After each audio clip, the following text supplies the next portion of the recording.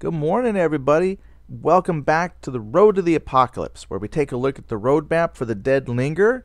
And let's see here. Bam! Click the link to it. So, deadlinger.com, development roadmap, right there on the front page. Survivor gameplay. It continues. It's huge. I even reminded myself how big it was. I scrolled down some more. Maybe halfway just through the survivor portion. And for those that are just being brave and hanging out for the entire roadmap, there's content where at one point I thought, I'll just do one of these a week, and it would probably at that rate take me a year to cover the roadmap. There's that much. I know I read in an interview they talked about they had like a spreadsheet document that had like 130 items that they want to see, different features and things they want to do in the game. And I'm going to say that a lot of that stuff is right here on the roadmap. So come and check it out yourself. So really, in addition to you looking at the roadmap, this is just a chance for me to talk about what I think of the roadmap and what I see. And so I'm coming back up to where we left off. So if you have thoughts about the roadmap, things that you've seen, what you would like to see, just talk about it. We don't know for sure what they have in their mind, but they're developers like anybody else, and if people start talking about a particular thing that they would like to see, I'm sure that they could put that in. So today we're going to talk about the battery and power system, and I have lots of thoughts about how that's going to work out. So I'm going to do better this time. I'm going to read the entire paragraph before I start sharing my thoughts on what I want to see. Because yesterday I started sharing my thoughts on what I want to see, and then as I read the paragraph, that unveiled that what I wanted to see was things I had in mind. All right, so battery and power. Current system for the flashlight is a recharging battery system. This is merely temporary. We will be adding a battery requirement and many new versions of equipable flashlights that the survivor will have to find in the world. Batteries are intended to become a valuable resource, especially in the dark of night. Now, that I could see, taking that into context, that's almost like a form of currency that you could use on multiplayer servers. And if you didn't have a PvE server, I could definitely see, people getting shot just so they can get batteries. Now, as I've said in some of my playthrough, having the recharging battery, like what they have, actually works in the real world.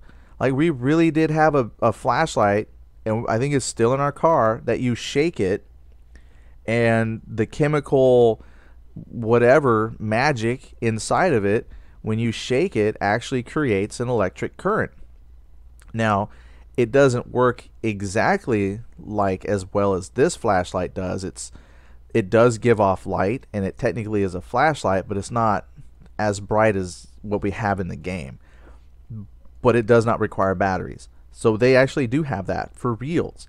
So I think they could leave that battery, and maybe if they wanted to, just make it not as good as it is now. And then you would have a recurring, you would have your light source that's there with you always. But then I could see adding in the batteries for better flashlights. That would make sense. I could also see when you're talking, this here comment here was talking the batteries. But for power, where's the solar power? Where's the wind power? Like, there are things that probably would still work even though zombies took over. Because I know if you ever watch those doomsday prepping type of shows on TV, there's folks that prepare for things like this and put in solar power in their bug out houses and their bunkers and stuff. So I could actually see solar operated homes at some point. There are alternative forms to power out there other than just batteries. So yeah, I could see batteries being important. I could see batteries for different types of flashlights. But I would also say don't limit yourself to just batteries, because realistically, and I know it's a game, but there are other things out there that you can draw power from. Hydropower. Now, I'm not saying that we in the game are going to go and operate the Hoover Dam or something like that, that would, hydroelectric power, but solar power, steam power. Some people, they talk about just how terrible society would de-evolve, but at some point the steampunk people probably had it right. Shoot, you can put water in a can, heat it up, steam comes out, you funnel that through tubes and stuff, and it turns gears, and now you've got a vehicle that's powered by steam.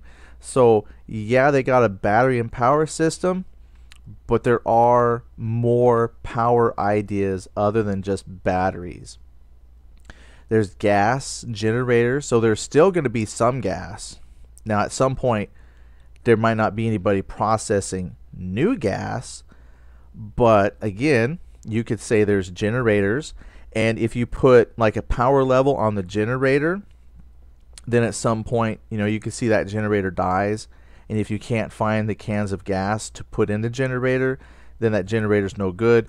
Then you have to rely on batteries. If you have batteries and you have solar power, that's a way to recharge some batteries. iPods and stuff like that. Yeah, you might not get new content because you might not have an internet, but you can still find music players and things like that. Not saying they're going to go to that level of detail, but I'm just saying, don't limit yourself to battery only. And no, you probably don't have to worry about going the way of steampunk at some point in the game. That kind of goes beyond the scope. But just don't limit yourself to batteries only powering the world. There's a lot of other things you can do to either keep those batteries charged up, which is why I'm saying their current system with the flashlight, yeah, if I use it for too long, the battery drains. I would say with the current battery, if you just want it to be a little more difficult, just make the recharge timer on it more slow.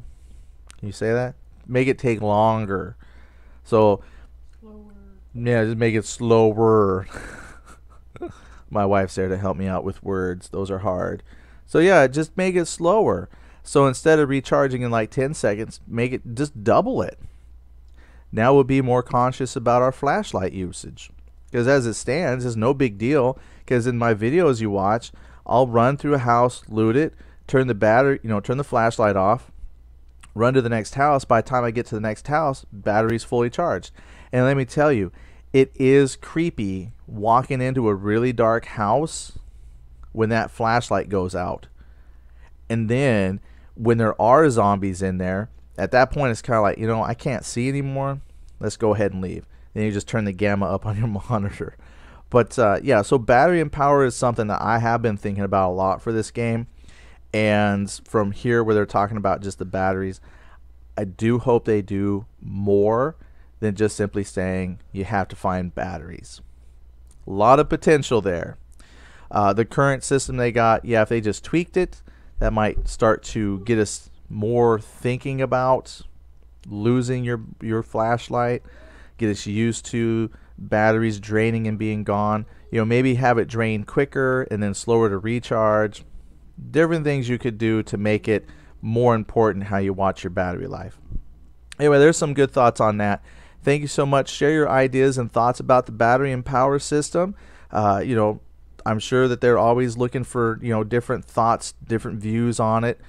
Their roadmap for the battery is only 30%, so there's lots of wiggle room for them to add in other ideas as well, alternative sources of energy. So share those thoughts, and we will talk to you next time. Thanks for watching. Bye.